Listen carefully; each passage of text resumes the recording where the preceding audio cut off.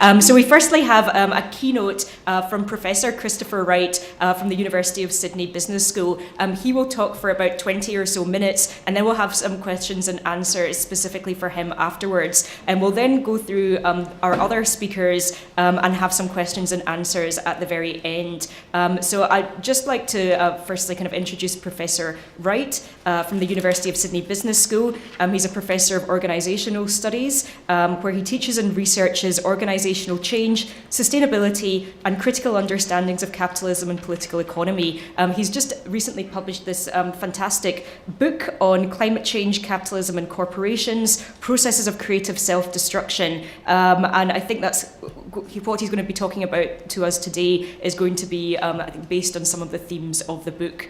So without further ado, I'd like to invite Professor Wright to come and speak.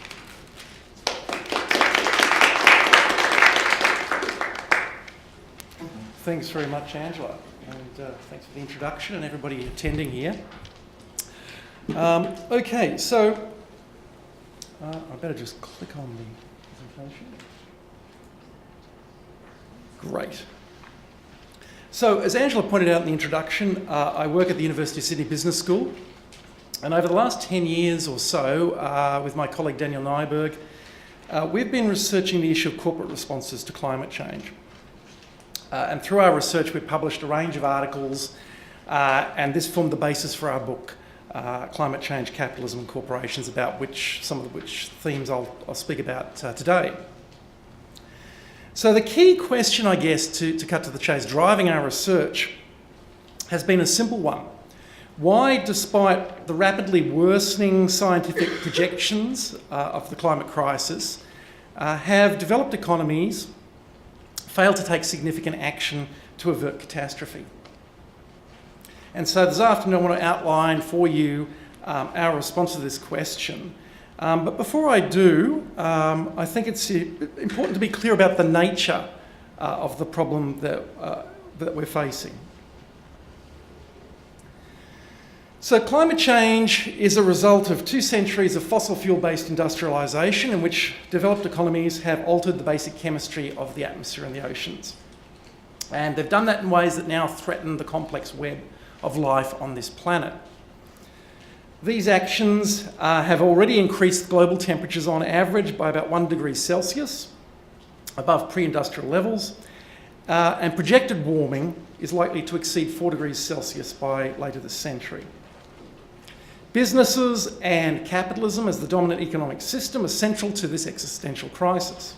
As one study has noted, 2/3 of cumulative global industrial greenhouse gas emissions between 1751 and 2010 can be attributed to just 90 carbon major fossil fuel companies and state-owned enterprises.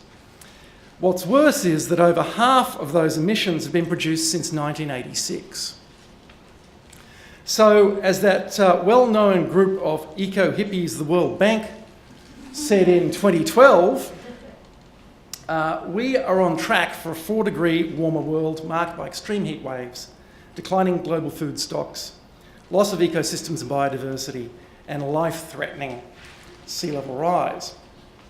And yet, despite that fairly dire prognosis, meaningful decarbonisation at the scale required to avoid catastrophe remains largely elusive.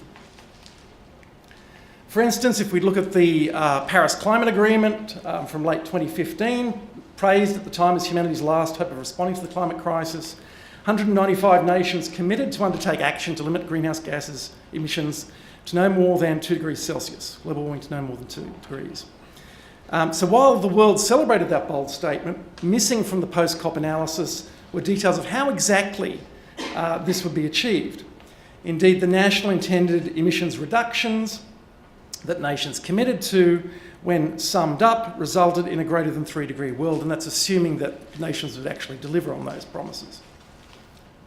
So the paradox, I guess, or the contrast is quite stark when we look at another area of international negotiation, global trade, where draconian agreements are enforced with punitive legal sanction and astronomical financial penalties.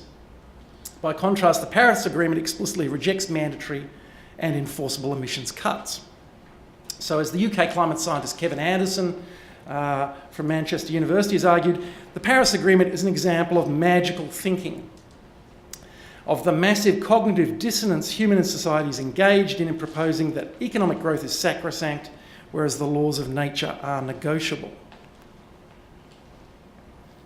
So how has it come to this? How could it be that, as Elizabeth Colbert has argued, a technologically advanced civilization could choose in essence to destroy itself?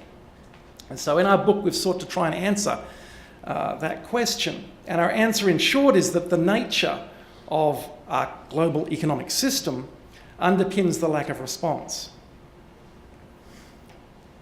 So to unpack that a little bit, our argument focuses on how the current neoliberal variant of late capitalism that dominates global political and economic discussion not only hides or obfuscates the need for fundamental reductions in greenhouse gas emissions or even a questioning of our economic system, but it actually exacerbates the problem by framing business and markets as the only means of responding to the climate crisis. In particular, our analysis explores how corporations, which are in a sense the arteries of the global economic system, have been able to respond to criticism from a whole range of different civil and governmental stakeholders, respond to that criticism by presenting themselves as actually leaders in responding to the climate crisis. And they've done this through a whole range of practices, which I'll talk about, but techniques such as political lobbying, advocacy, agenda setting, marketing and promotion, etc., etc. So these activities have allowed them to paper over the fundamental contradiction between the urgent physical need to decarbonise our economic system, while at the same time reinforcing the continuance of business as usual. These corporate interventions have also redefined the role of the state and the role of citizens as respectively facilitators of the process and contributors to the process, to the idea that corporate profitability in the market society is the only way we can conceive of a response to the climate crisis. So I want to highlight the development of 3 corporate imaginaries or political myths that have shaped our current response to the climate crisis. What we've termed firstly a fossil fuels forever imaginary, promoted through corporate political activity and activities like corporate citizenship. Secondly, the idea of business greening, promoted through the myth of corporate environmentalism, which I'll unpack in a moment. And thirdly, natural capitalism, promoted through the myth of corporate omnipotence. So if we turn to the first political myth, this narrative, I guess, is based upon the idea that corporations are the key to responding to the climate crisis. And they've done this by promoting essentially a vision that some other researchers have termed a fossil fuels forever imaginary, that we can keep doing what we've been doing and there'll be no bad consequences. So despite the mounting scientific evidence really from the mid-1980s and before of the climate crisis, there's been a failure to substantially engage with this issue, and that can be traced to specific political interventions that major corporations and industry groups, particularly in the US and elsewhere, have made to try and avert government regulation of carbon emissions. So, for instance, during the early 1990s, major US corporations such as Exxon and Koch Industries launched political campaigns which aimed to avert government regulation of greenhouse gases. They formed groups such as the Global Climate Coalition to push back against climate action. And these groups did a number of things. They firstly stressed the uncertainty of the science. As Frank Lund, the Republican pollster, said, doubt is our product, seeding doubt about the science. Secondly, they highlighted the assumed economic cost of having to take a strategy around serious decarbonisation. Thirdly, they promoted climate scepticism in the blogosphere and the internet, and that's been hugely successful, as anybody who's been on Twitter or Facebook would know. And lastly, sponsoring faux environmental organisations, what's often termed as astroturfing. And there's now quite a body of published research in the United States and elsewhere detailing how a climate change denial industry was basically funded and created by large corporations like Exxon and Koch Industries, and the powerful political effect that had. So politically, companies were able to whisper in the ear of politicians to push back against legislation and regulation that might have led to serious carbon emission reductions. And more than this, they presented themselves as role models, as responsible citizens in this debate. So, for instance, oil giant Chevron, this is an ad they ran some years back, proclaimed, yes, we are an oil company, but right now we're also providing natural gas, solar, hydrogen, geothermal, because we live on this planet too. It's this idea of the corporate citizen, just like you and me, like a normal citizen, personifying the corporation as responsible. Whoops. Okay. Now, the impact of these combined political efforts were significant, particularly in the United States, where they were able to push back against regulation by the state on the climate issue. And given the central role of the US in the global economy, that also undermined moves towards broader international climate negotiations.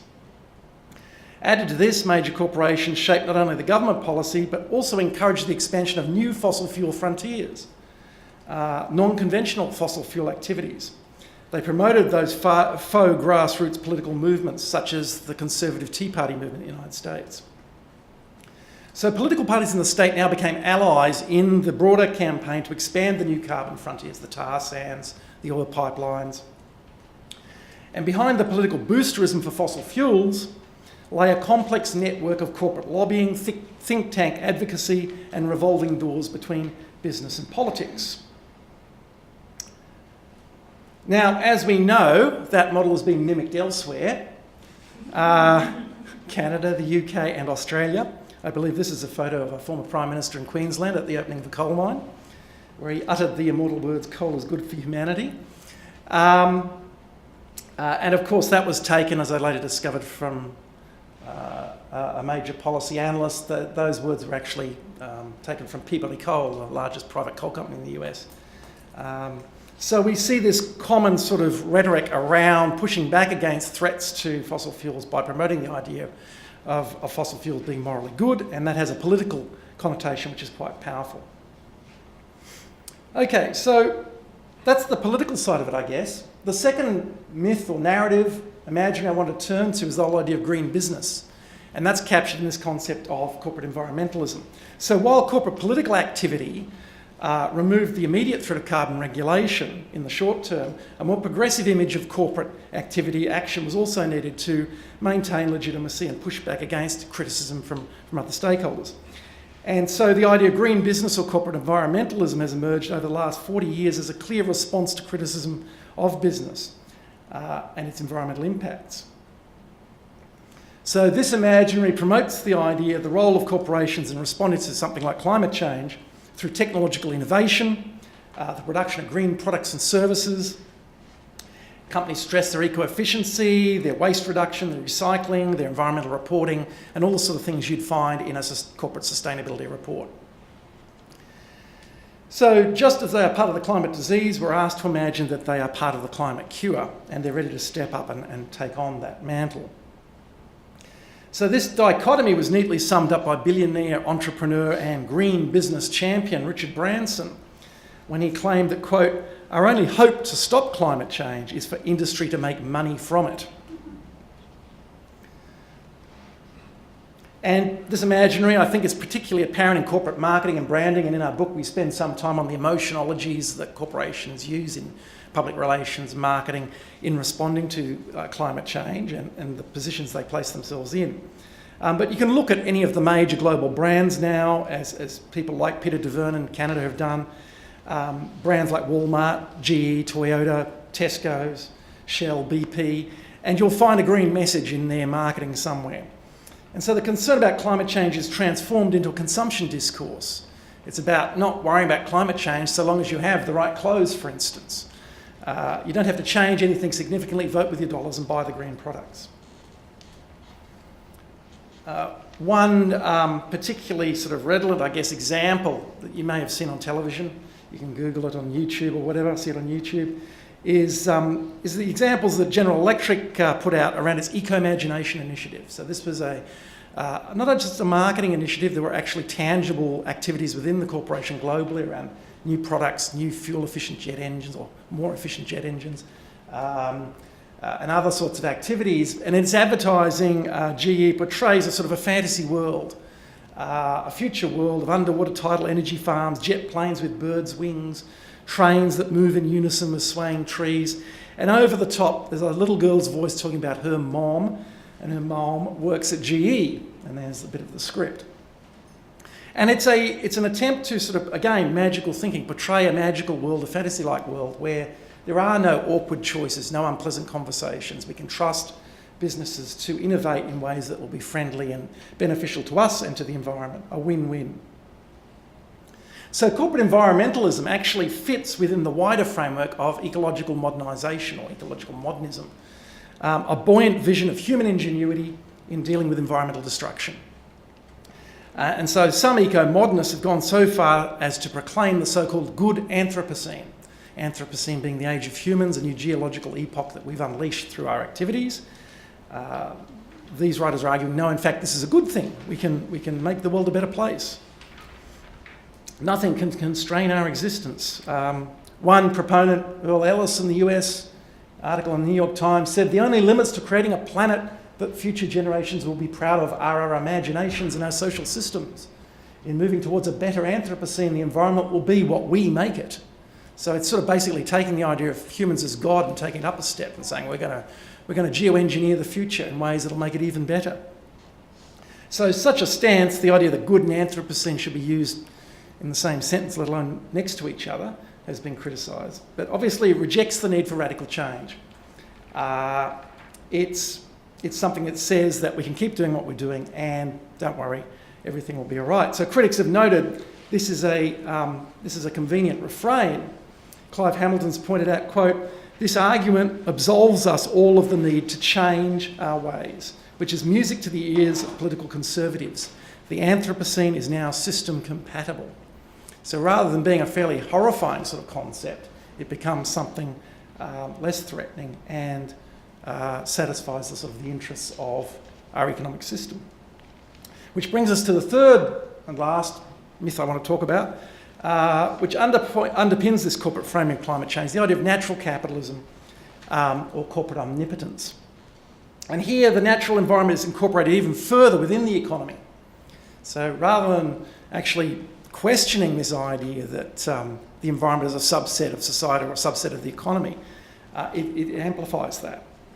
So managerial practices are seen as rational and effective, and the only way to deal with this problem is to bring the natural environment into these techniques, these managerial techniques. This can be the only response.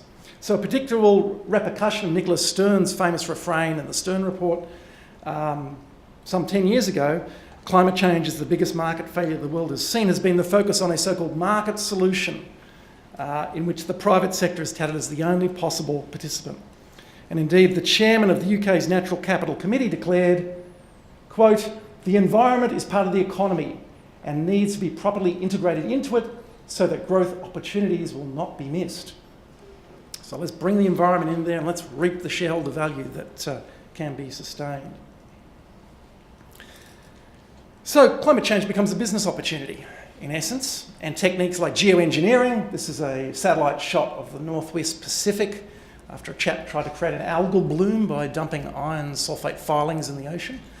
Geoengineering becomes the enterprising opportunity with climate change. And there's serious discussion now.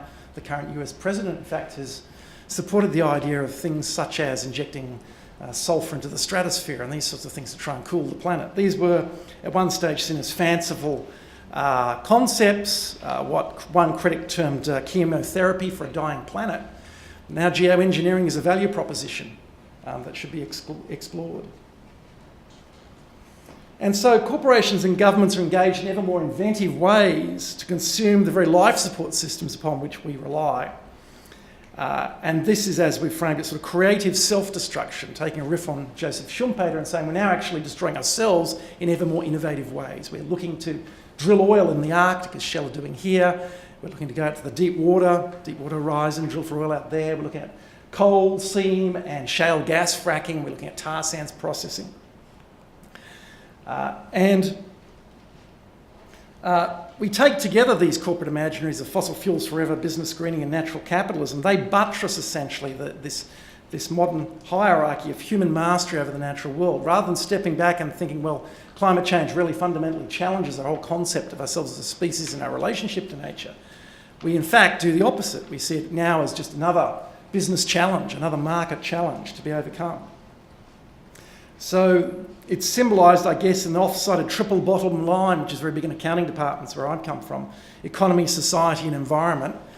There is actually a hierarchy implicit in that: the economy first, society second, environment last. And as we can see from these sort of corporate political framings, again, it reinforces that idea. There's the economy, there's society, and then under that there's something called the natural environment, which is just a subset of the economy.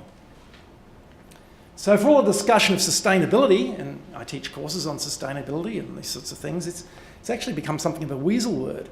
What we're really talking about in business schools and corporations isn't sustainability. At best, it's about being a little less unsustainable. It's about being a little bit more eco-efficient, flying a little bit less, burning a little less coal, and in fact, worse than that, by increasing efficiency, it can lower costs and encourage even greater consumption. So in the aggregate, it may actually be worse. But as John Ehrenfeld says here, it's about being reducing unsustainability. That does not and will not create real sustainability. Okay, so with that grim prognosis, how then can we proceed? And I tried to find an image which sort of suggested hope within the horror. I believe this is a photo of some newlyweds in the Philippines after Typhoon Haiyan in 2013. It seems to capture the juxtaposition quite nicely. What are the possible alternative imaginaries to business as usual? Well, traditionally how we've responded to existential threats has been through intervention via the state and strong regulation. Mandatory regulation was how we dealt with the Great Depression, the rise of Nazi Germany in World War II, and some commentators have argued that's what we need to do to respond to the climate crisis, through warlike mobilisation, essentially, in possibly quite undemocratic ways. Of course, in our current neoliberal age, that possibility is not in contention. It's clear that as the climate crisis worsens, governments will respond in some form. Most likely, as we're seeing in some of the responses to environmental protests, in a fairly draconian and highly non-democratic guise. Another opportunity, another alternative, which is emerging, and I have hope that this will live up to the expectations of the boosters of the renewable industry, that so-called renewable reinvention might take hold. And we've got the examples of companies like Tesla and their cars and their batteries and this massive gigafactory they're building in Nevada, that the technological innovation around renewable energy might be sufficient, linked perhaps to strong carbon pricing and state regulation, to wean us off our fossil fuel addiction and really drive a sort of a fundamental change in how energy is produced in our economies. Added to this, if we look at grassroots responses, social change over the last 200 years, the abolition of slavery, civil rights, the feminist movement, all came from bottom-up social movements. People coming together, demanding change, which, when it got to a certain stage, led to government intervention and government regulation. So this is a photo of the climate rally in New York in late 2014, 400,000 people out in the streets protesting for climate action. And it's more than that. It's more than people, middle-class people, getting out there in prosperous Manhattan on a nice Saturday. It's also evident on the ground in the sort of the tough battles that are happening around protesting against the new carbon frontiers. As Naomi Klein says, saying no to these proposed new carbon bombs. And this is a photo of Indigenous American protesters in North Dakota last year against the North Dakota pipeline. Some pretty horrendous scenes there where private security and state militia sort of got involved in trying to quell that protest. So these are people putting their bodies on the line to try and prevent that sort of development. It's also been demonstrated in the whole divestment movement that Bill McKibben from 350.org has popularised. And the idea that you can get on board with cities, local governments, universities, churches who see the need to get away from fossil fuels through divesting. And even, ironically, I guess the Rockefeller Foundation have now been involved in that.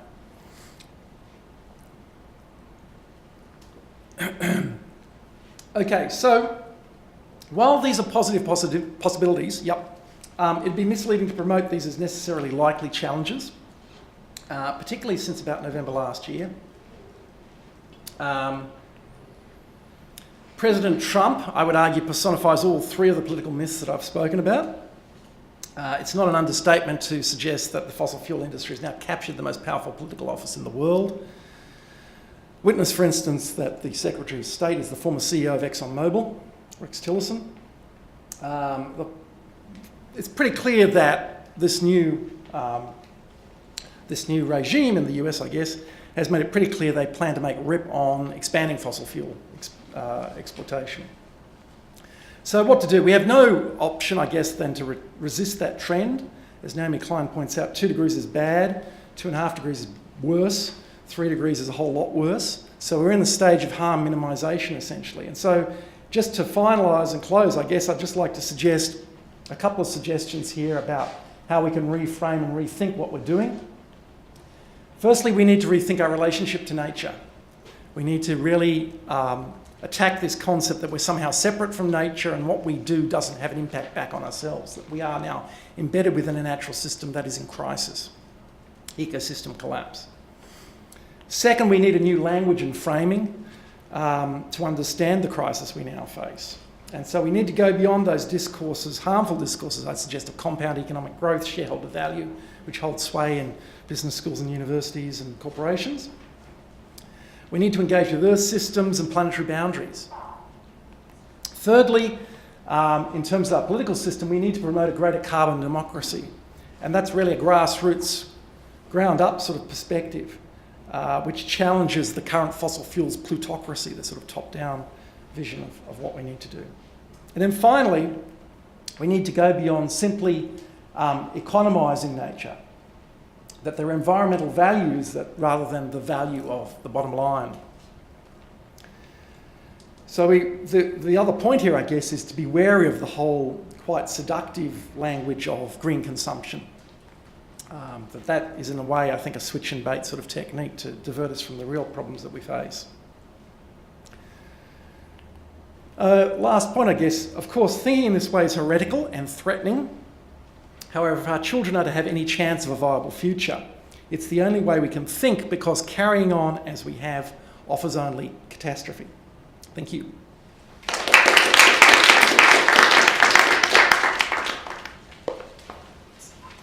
Yeah. So thanks very much. Do we have any very quick questions at the back there? What did you mean by warlike mobilisation in a possibly undemocratic way to fight climate change? Yeah, excuse me. Well, the danger, I guess, is that as we're seeing, the state will intervene. Unfortunately, it is to some extent the sort of the creature or the servant of powerful corporate interests.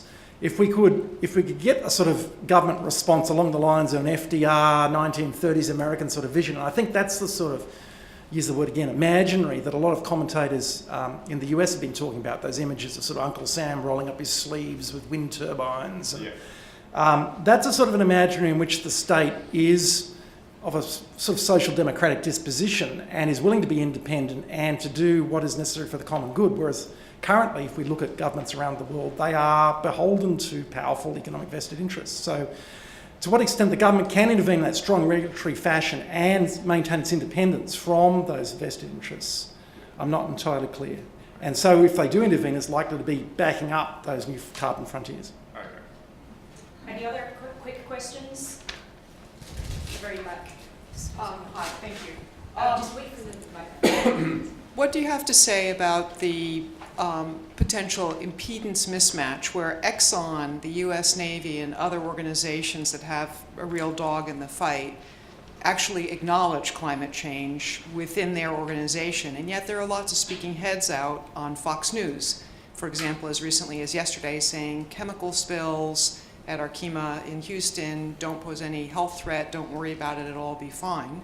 When the organizations themselves, if you get to know them and get in there, it's not that hard to scratch the surface, acknowledge they're working on the next generation of renewables or energy security without fossil fuels in the case of the US Navy, and have been for decades. Yeah, no, I mean, the slide I had up there of Exxon, that, you know, those investigative journalists last year, I think it was, discovered all these documents that Exxon's internal R&D and scientists had known about climate change and been sending memos up to head office since I think it was the late 70s. It was worse than the 80s. And yet the CEOs and executive board decided, well, that's great to know, but don't tell anybody, and we're going to spend hundreds of millions of dollars on advertising and marketing and funding climate change denial. So you get this complete mismatch between words and deeds. And to be fair, I mean, a lot of the corporations we studied in our research were big Australian and a couple of global organisations which said we accept the science on climate change. They weren't climate change deniers. And they were doing real tangible things internally about improving their eco-efficiency and culture change initiatives to get their employees focused on climate change as an issue. But when it came to actions which would seriously challenge their bottom line, they all stepped back. So they're all up for the win-wins, you know, where there's going to be a positive for the environment, a positive for the bottom line. But where there's a win-loss and where market value or shareholder value is at this state, they will not touch that. So that's the problem of relying on business to lead us on this. I think that's all we've got time for at the moment, because we're going to move on to the next speaker, but I think there'll be some opportunity at the end to maybe ask more questions depending on how much time we have left. So thanks very much to